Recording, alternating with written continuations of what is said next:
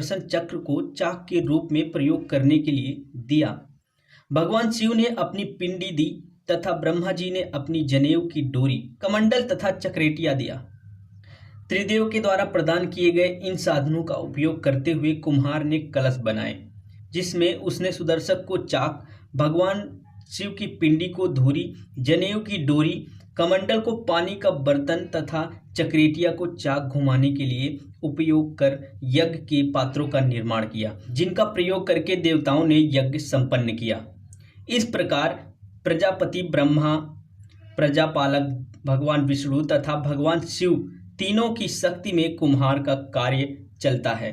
तभी से कुम्हार और कुम्हार के बनाए बर्तनों का विशेष महत्व है। कुम्हार के इतिहास की व्याख्या करने से पहले हम यहाँ एक उदाहरण की ओर चलते हैं।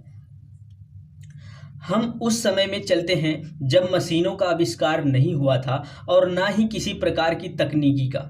जब मानव अपनी सभ्यता के आरंभ में था, जब मानव का मुख्य कार्य केवल उदरपूर्ति तक ही सीमित था, लेकिन उस उदरपूर्ति के कार्य में भी उसे कुछ सामानों की आवश्यकता थी, जैसे खाना पकाने व खाने के लिए बर्तन, सामान को एक जगह से दूसरी जगह पर ले जाने के लिए साधन तथा फसल उपजाने के लिए उपकरण आदि की आवश्यकता थी। इनमें से खाना पकाने व खाने में प्रयोग होने वाले सामानों का उपलब्ध करवाने का कार्य कुम्हार जाति के द्वारा ही संपन्न होता था।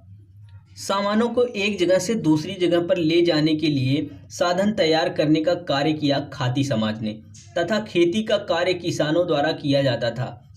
इससे यह सिद्ध होता है कि मिट्टी का कार्य करने वाली कुम्हार जाति उस प्राचीन युग में भी थी। धीरे धीरे मानव ने विकास करना आरंभ किया, विज्ञान के द्वारा प्रयोग होने लगे, जिसमें अनेक प्रकार की धातुओं का जाते थे। इनका इतिहास बहुत गौरवशाली है। कुम्हार समाज का इतिहास लिपिबद्ध तो नहीं है, लेकिन वेदों से लेकर अभी तक जितने भी धर्म ग्रंथ और इतिहास से संबंधित ग्रंथ और प्रमाण मिलते हैं, उनमें कुम्हार समाज का विवरण अवश्य मिलता है।